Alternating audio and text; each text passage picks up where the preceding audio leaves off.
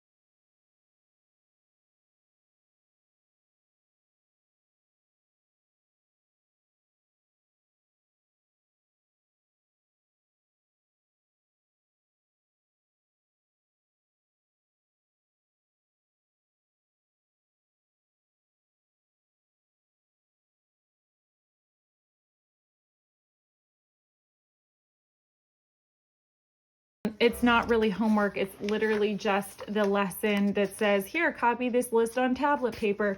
So you can do with this what you would like, use your imagination, your creativity.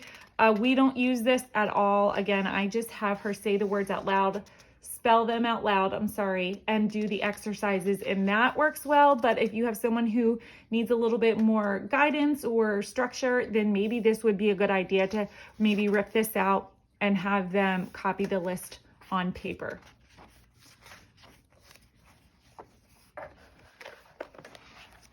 Then next we have the phonics and language. So this is my oldest daughter's. This was when she was in second grade. So it is well loved, well used. I also have, so my current second grader started the year with the Abeka language arts, all, the spelling and the language and everything, but she is currently not using it. So I still have her book. It's pretty fresh and brand new. So I'm going to show you the samples from that right now. So here we have Abeka's second grade phonics and language. Through kindergarten and first grade, they're focusing on laying that solid reading foundation and are just focusing on phonics. There's no grammar. However, in second grade, they are still focusing on the phonics, but are gently introducing grammar. And I think they do an excellent job of the way that they introduce grammar. So this is my oldest. She did this 2 years ago in second grade, and so it is a very well-worn and loved book. I never tear the pages out. It's just too much paper to keep up with. Even though the book is a little rough by the end of the year, I'd still rather have it all together, honestly. And so it just works for us this way. So my current second grader is not using it. We started off with Abeka. I have a whole video on that. I'm not going to get into it now, but we are not doing this anymore. It's not that it's Abeka, it's just something else works a little bit better for her. So you can see here pretty much the scope and sequence of what they will be reviewing for the year. And it always starts off in true Abeka fashion, extremely gently, and then it progresses, but there it is a spiral approach. It reviews a lot of the concepts for quite some time before it goes on, and then even when it does move on, it's still circles back around. So you can see they're still doing the phonics and smoke, scut and scat. They're circling the special sounds and marking the vowels. For every single lesson, they will get a front page and a back page as well. So this is lesson 17. So front and back every day, no matter what. So obviously you could make this your own, and you wouldn't, if you don't feel like your child needs all of that, you could assign just what you think they need. And so what I do like about this is that it does a little bit of a review, and you'll see all throughout they will basically be reviewing.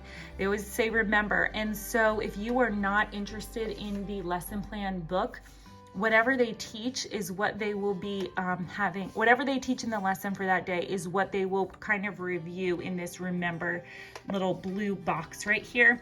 So this is usually what they learn the first day during the lesson, and then the back of the page is typically review. So some people do the lesson plan books, some people don't. It really depends on who you ask. I personally like using the lesson plan books, but I have done it without the lesson plans, and I feel like we were just fine that way as well. I think it also depends on the child. So you can see Abeka is known, it's very bright, very colorful, very kid-friendly. So that's either a good thing or a bad thing, depending on if your child needs bright colors or if they get distracted by that and prefer black and white. But there's always a variety of different exercises. They still have coloring.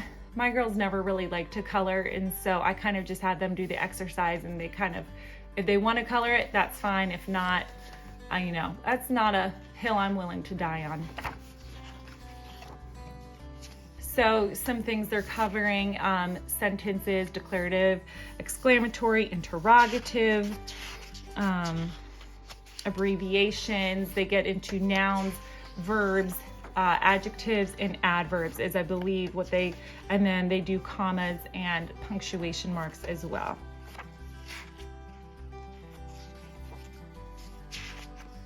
They are going to begin to touch on diagramming sentences, but again, if you're not interested in the lesson plan books, it kind of shows you here what to do. Starting to work on contractions here. So this is very, very solid. There is lots of review. There is lots of practice. I personally think if you're just doing this and you're not going to do the lesson plan book, I personally would have the child do both the front and the back just to make sure they are getting in, making sure they're getting that foundation. However, if you choose to use the lesson plans, since they are doing an entire lesson, I don't know if you would necessarily need to do the front and the back. Again, it's completely up to you.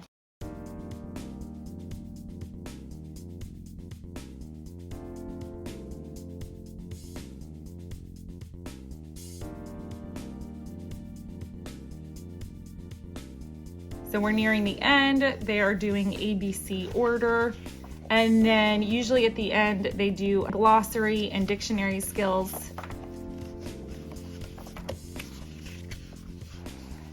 Writing a letter for correct, homophones.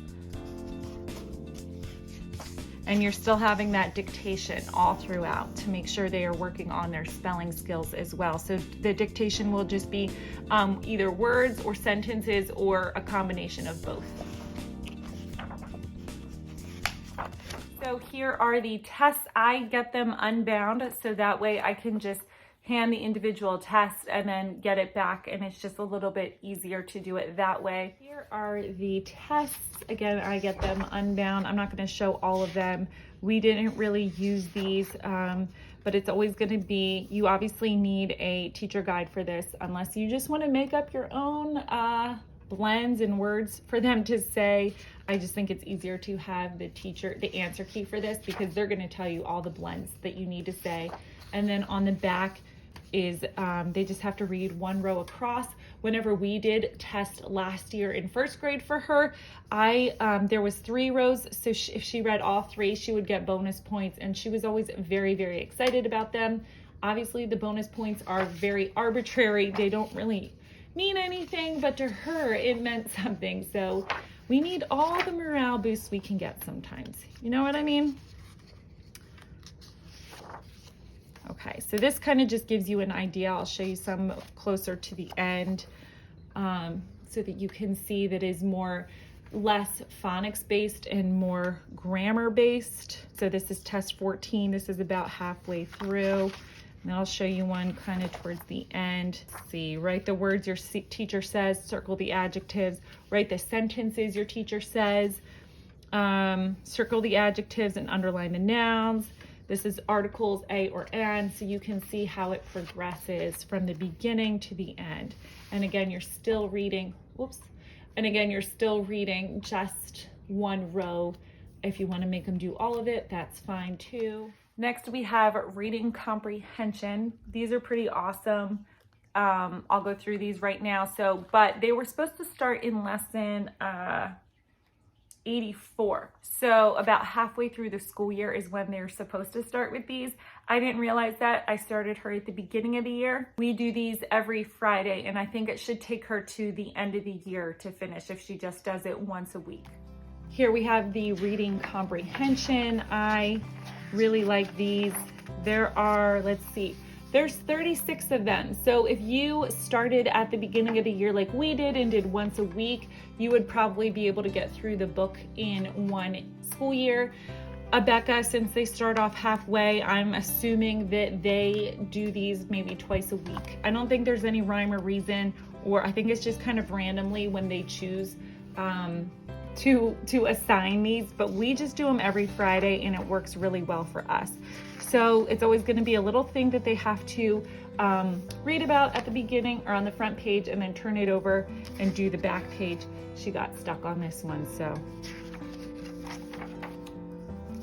But it's not always a paragraph. Sometimes it's something like a flyer or a newsletter, and then they have to answer it. And it's always, the activities they have is always different. Sometimes it is, like unscrambling a word. You can see all the different little activities that they have. I think this is really good because it is focusing, obviously, as the name implies, on that reading comprehension aspect. Some kids have it very naturally. Some need to work on it a little bit more. Either way, even if homeschoolers aren't big test takers, this still will prepare them for any tests that they may have to take in the future, just to get this practice underway. I feel like it shows good recall skills. They even have like some opinions of how do you think the story should end, or what do you think this meant by this. So it's more than just reciting facts. They do have the child think about the answers for certain readings as well.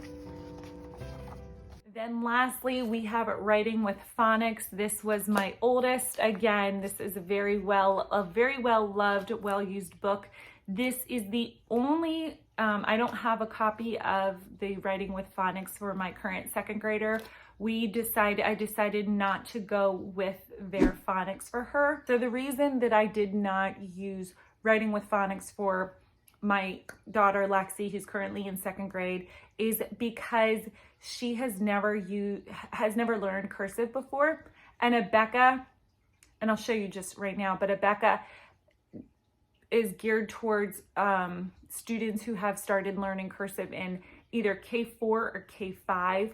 Their first grade and their second grade books, where I feel like most kids should be learning cursive, I don't know, maybe I don't know anything, they come at it with an approach as if the child already knows cursive. So they pretty much do just a little bit of review and then get right into it. So I'll show you that right now. I saved this one for last because I have some thoughts on it. So my daughter did not start cursive until second grade.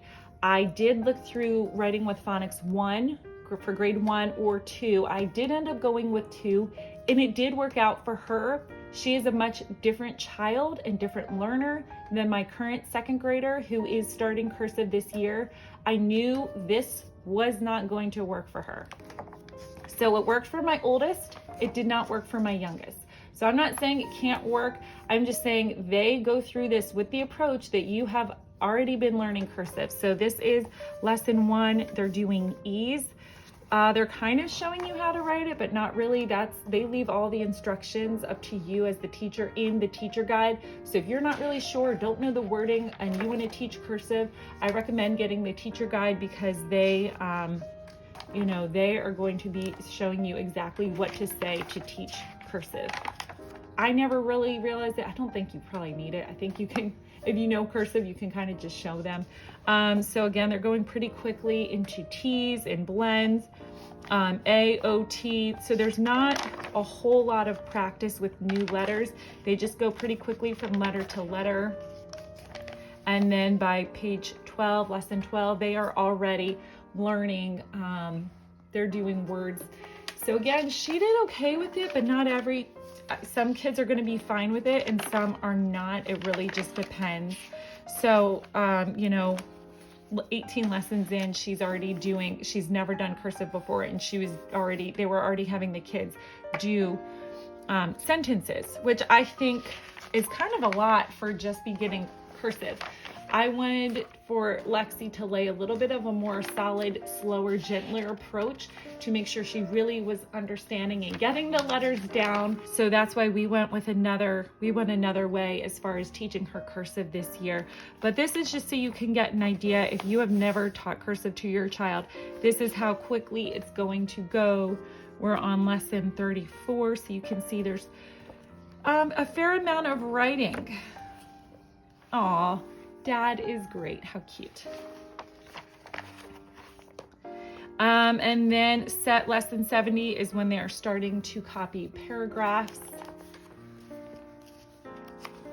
Copy from journal entries. So there is a variety of writing in here, but I don't know. I feel like it can be a little bit overkill.